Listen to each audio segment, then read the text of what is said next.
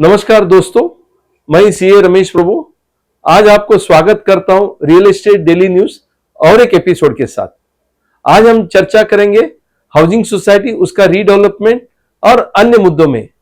सीधा चलते हैं और समझते हैं कि आज आपके लिए मैंने क्या लाया। आपका सोसाइटी का रेगुलेटर कोऑपरेटिव डिपार्टमेंट का कोऑपरेटिव रजिस्ट्रार है, जिसने आपका सोसाइटी रजिस्टर्ड किया है। वो ब्रह्मा विष्णु महेश्वर है। मतलब सोसाइटी रजिस्ट्रेशन करना, सोसाइटी का मैनेजमेंट सही ढंग से होता है देखना, और आखिर में यदि नहीं होता है तो उसको समाप्त करना। ये तीनों काम उसका है।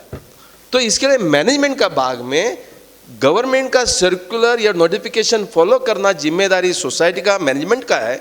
यदि वो नहीं करता, आपको लगता है कि वो किधर ना किधर उल्लंघन कर रहा है, आपको डेप्यूटी रजिस्ट्रार को कंप्लेन करना है। Deputy registrar will give a direction to them that follow the direction, and if they don't follow the entire managing committee can be dissolved. That is given under section 79A subsection 3 में ये बताया गया है कि if the government directions under section 79 is not followed, then the registrar has the power to issue a show cause notice, and even after issuing a show cause notice, if they don't follow the guideline what has been given by the government, then the society's managing committee can be dismissed and disqualified for contesting the election also. ये है, मतलब मेरा कहने का तात्पर्य है कि 79A direction has not been set aside by the honorable high courts and the Supreme Court, and therefore they are still binding on the society. But if certain procedures are not followed systematically, it does not vitiate, it does not cancel the process. मुझे लगता है कि इतना तो आपको समझ में आ गया। अभी दूसरा जो मुद्दा है वो इम्पोर्टेंट है, वो है ये जो रीडेवलपमेंट प्रक्रिया में 3 महत्वपूर्ण स्टेक होल्डर इन्वॉल्व है। मैं तो 4 बोल सकता हूं। गवर्नमेंट डिपार्टमेंट, तो मैं इधर 3 ही बोलूंगा। कौन सा 3 डिपार्टमेंट है जो बहुत क्लोजली एसोसिएटेड है? एक है कोऑपरेटिव डिपार्टमेंट, ये तो आप जानते ही हैं। दूसरा है जिसको हम बोलते हैं कि housing department. Housing department redevelopment के साथ जुड़े हुए हैं, whether it is a SRA, whether it is MADA, whether it is MADA है, बाकी का जो भी रीडेवलपमेंट का प्रक्रिया में housing department is involve, including implementation of RERA is of the housing department, implementation apartment act is of the housing department, तो deemed conveyance is of the housing department, it is not the cooperative department. Okay, deemed conveyance is the Maharashtra ownership flat act के अंदर आता है, जिसका जो implementation का जो जिम्मेदारी है housing department. So there are 3 departments, one is cooperative department, second is of course we have the housing department, third department also you can say, fourth department little later आता हूँ। Third department is also equally important, that is a revenue department.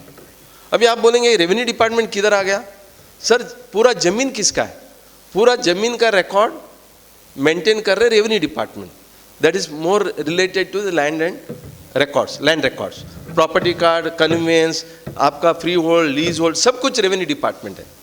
और आखिर and most important department, ये पूरा redevelopment प्रक्रिया करने का एक ही आदमी ने बेड़ा उठाया है, वो है urban development department. Are you with me? UD, urban development. Urban development क्यों? इसके लिए यदि उन्होंने एडिशनल FSI आपको नहीं दिया होता, यदि उन्होंने आपको इंसेंटिव FSI नहीं दिया होता, यदि उन्होंने डेवलपमेंट प्लान नहीं बनाया होता, यदि उन्होंने आपको development control and promotion regulation नहीं दिया होता, यदि उन्होंने बुलाया जाता कि अलग अलग रेगुलेशन है जिसके अंतर्गत आप रीडेवलपमेंट कर सकते हो, जिसके माध्यम से एडिशनल एरिया आपको मिल सकता है, यदि ये सब प्रक्रिया नहीं किया होता, I don't think you and I would have thought of going for redevelopment, we would have gone for repairs. मैं जा रहा हूं क्योंकि यूडी ने आज 2 रेगुलेशन लाए हैं। कौन सा 2 रेगुलेशन? एक है मुंबई शहरों के लिए, that is development control and promotion regulation 2024, sorry 2034, जो अगला 14 साल तक है, 10 साल तक है। अभी तो 2025 है, अगला 10 साल ये जो डेवलपमेंट रेगुलेशन एंड प्रमोशन 2034। दूसरा है unified development, unified development control and promotion regulation 2020 जो अक्का महाराष्ट्र के लिए लागू है अदर देन मुंबई. ये दो रेगुलेशन हैज गिवन सब regulations, and because of that sub regulations we are now in a position to get the redevelopment done smoothly. तो ये चार डिपार्टमेंट के वजह से जो प्रक्रिया है रीडेवलपमेंट अच्छे तरह से होना चाहिए.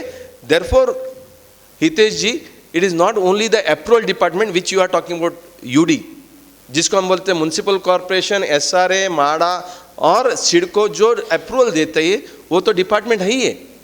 But other than that, even housing department is also equally important. It is also revenue department is also equally important, and also cooperative department is equally important. So we want this portal that we are talking about, ये सब उसमें involve होना चाहिए.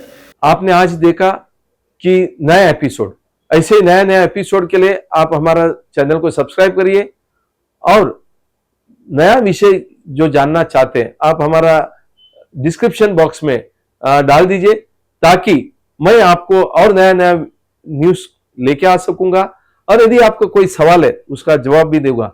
और आप इसको ज्यादा से ज्यादा लोगों को शेयर करिए ताकि आप भी इस मुहिम में जुड़ जाएंगे. खूब खूब धन्यवाद. Thank you.